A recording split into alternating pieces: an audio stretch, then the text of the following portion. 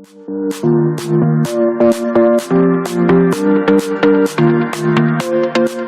morning, students. In my previous sessions of this chapter, Origin and the Growth of Indian Political System, I hope all of you all have understood it. Today, I thought I will just revise it for you all so that you all can get your doubts cleared. Let us revise this chapter. This origin of our political system in India begins much before our independence. It was during the period when the British government was ruling us, or much before that, that was much before the British government was given the crown. It was the East India Company who was ruling us. So here in this chapter, we are learning about the legacy of our Indian political national movement. Our fight for freedom or fight for independence has been very original. It's been very innovative. We have used a lot of different methods which no other nation has used in their freedom struggle. After we learn about the national movements, we learn about Gandhiji's principle of non-violence. We have in fact the only nation which has followed the principle of non-violence to get our freedom. We got our independence on the midnight, and it was at that time that Gandhiji specified that we have attained independence.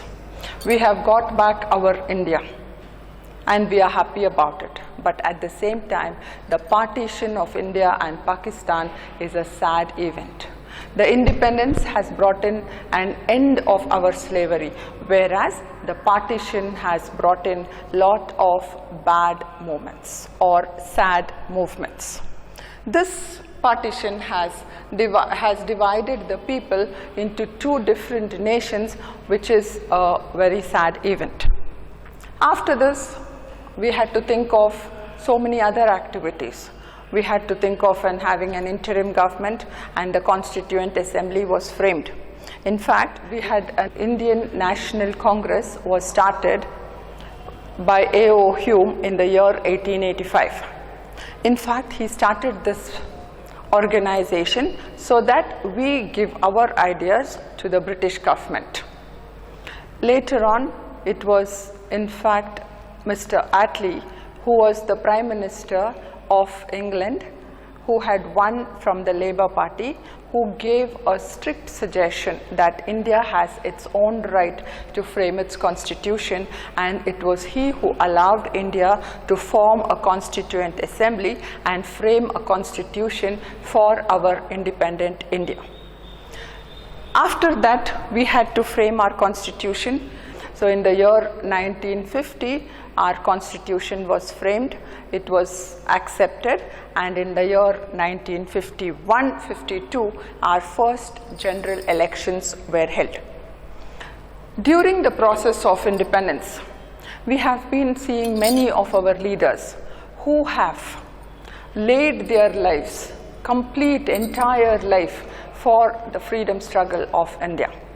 Like people like Gandhiji, people like Ambedkar, Rajendra Prasad, Nehru, Vallabhbhai Patel, Subhash Chandra Bose, and Maulana Abdul Kalam Azad, and many others. All of them have put their entire life only for the independence of India. So these people with high moral values brought in a lot of changes in our country. We owe a lot to these people. Once the Constituent Assembly was framed, the Constituent Assembly had to act as a legislature also for making in laws for independent India. It was during this time that Sardar Vallabhbhai Patel was made in charge of integration of states. He was the person who was having the responsibility of framing the integration of states, that is, convincing those kings of the princely states to hand over their charge to the Indian Union, because all the states few states had agreed to join the Indian Union, few had agreed to join Pakistan, few did not want neither India nor Pakistan.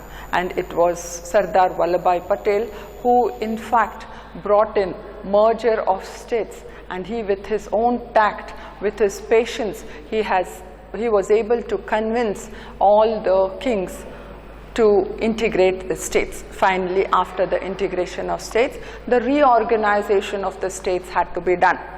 The British government, or the map of the British, was in a haphazard manner, and this had to be given a good, clear picture. Hence, reorganization of states had to take place. So all the hurdles, what was there in the process of integration of states, then the reorganization of states, and finally we end up with making a new constitution and framing a new map of our own country. In this, again, in the making of the constitution, there were a lot of ideals of our freedom fighters. And all these ideals of Gandhiji, Vallabhbhai Patel, etc. has been enshrined in our constitution. In fact, it was the 1947 Act, Independence Act, which was the last act of the British, and after that we have been enjoying our freedom. I had given you all a few questions after each topic in my previous sessions. I hope all of you all have written down. Now, I will be giving you all a few questions as well as the answers which were given in the examinations, final examinations since 2016, that is 2016, 2017, 2018, 2019 and 2020. I shall give you all the 1 mark as well as the 2 mark and the 5 marks and the 10 marks questions which has been asked from this particular chapter, and I expect you all to learn these, write down these in your book of course, and then learn these question and answers, and once we reopen maybe in October, I would like to give you all a small test. Now, the first question is, what is diarchy? Diarchy means dual government or two governments. The second one is, who was the Vice President of the Viceroy's Executive Council? Pandit Jawaharlal Nehru was the Vice President of the Viceroy's Executive Council. Third, who is called as the Iron Man of India? Sardar Vallabhbhai Patel is called as the Iron Man of India. Fourth, which act transferred power from company to crown? The Sepoy Mutiny led to the transfer of the power to the British Crown as per the British Crown Act of 1858. Fifth, who was the chairman of the Boundary Commission? Sir Cyril Radcliffe was the chairman of the Boundary Commission. Sixth, who was the speaker of the first Lok Sabha? G.V. Mavalankar was the speaker of the first Lok Sabha. When was the Indian National Congress formed? The answer for this is, the Indian National Congress was formed in the year 1885 by A.O. Hume, 8th one.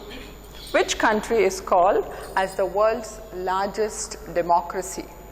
The world's largest democracy is India. Ninth, who was responsible for the integration of states? Sardar Vallabhbhai Patel is responsible for the integration of states. 10th, when was the State Reorganization Committee formed? The State Reorganization Committee, or SRC, was formed in the year 1953. 11th question. When did the Indian Constitution come into existence? The Indian Constitution came into existence on 26th January 1950. The next question for 1 mark answers is, what is Operation Polo? The answer is to end the anarchy of the Razakars in Hyderabad. The Indian Army entered. This police action is called as Operation Polo. This much you have to write for a 1 mark question. But to understand it, Operation Polo was conducted in Hyderabad. All the states after the independence, after the partition, they agreed to join either India or Pakistan. But there were 3 states, Junagadh, Hyderabad and Kashmir, which refused to join neither India nor Pakistan. When we came to Hyderabad, it was the Nizam who was ruling. He wanted to join Pakistan, whereas the people did not want this. Hence, the Nizam ostracized the people, harassed the people by creating a paramilitary group. This paramilitary group is called as Razakars. These Razakars created havoc for the people of Hyderabad by raping them, by looting them, by harassing all the non-Muslim people. To end this, the Indian government had to ask the army to enter it to stop this sort of a confusion or the anarchy. And this, when the police action took place, that is when the army entered Hyderabad and solved the problem, that police action is called as Operation Polo. Supposing the same question is asked for 2 marks, then you need to write everything. Okay? Now we'll come to the next important questions which were repeated in the last few years' question papers for 2 marks are, how many states was Bombay divided into? Bombay was a bilingual state. There were people speaking 2 different languages. So they wanted their own independent status. So the answer for this is, there was popular agitation in Bombay state among the Gujaratis and the Marathi speaking people. Later on, it got divided into Maharashtra and Gujarat in the year 1960. There were agitations which were conducted. After the different agitations, the Bombay state was divided into Maharashtra and Gujarat. Coming to the next one, when was the federal court established and where? The federal court was established first in New Delhi in the year 1937. It had 1 Chief Justice and 6 additional judges. The third question, why was the Simon Commission formed? This is a 2 marks question. The Simon Commission was appointed by the British to inquire into the report of the 1919 Act. This means to inquire into the working of the system and development of the representative institutions of India with a view to extend, modify or restrict the degree of responsible government then existing in India.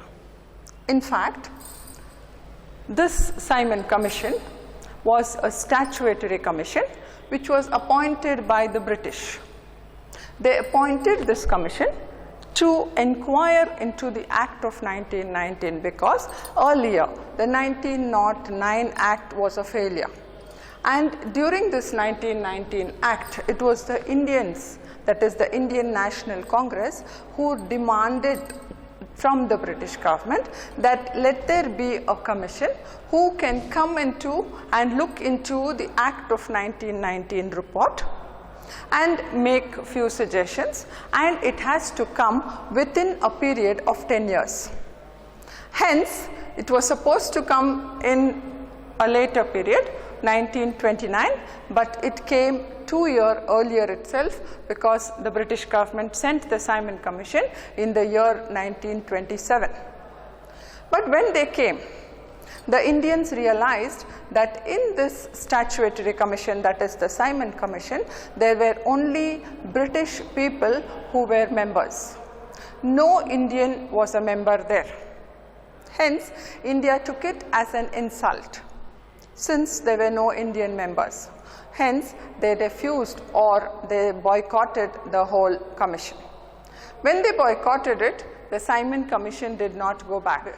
They still continued with their work and they went back, though the Indian National Congress shouted slogans saying, "Simon, go back." That is why it was set up only to look into the 1919 Act. Okay? Coming to the fourth question. How many articles and schedules are there in the Government of India Act 1935? In this 1935 Act, there are 321 articles and 13 schedules. Federation, distribution of power, diarchy, federal court, etc. Coming to the fifth question. How many states was Punjab divided into? Punjab is also a bilingual state. That means people speaking two different languages coexisted together. This also was a bilingual state with Hindi and Punjabi speaking people. After a lot of agitations, it was divided into Punjab and Haryana. Now coming to the 5 and 10 marks questions. You need to write about at least 15 to 30 sentences. First one, explain the provisions of the Indian Independence Act 1947. This question has been repeated 3 years. Second, what is Patel scheme? This also has been repeated 2 times. Once in 5 marks and 2 times for the another one. Third, write a note on the interim government.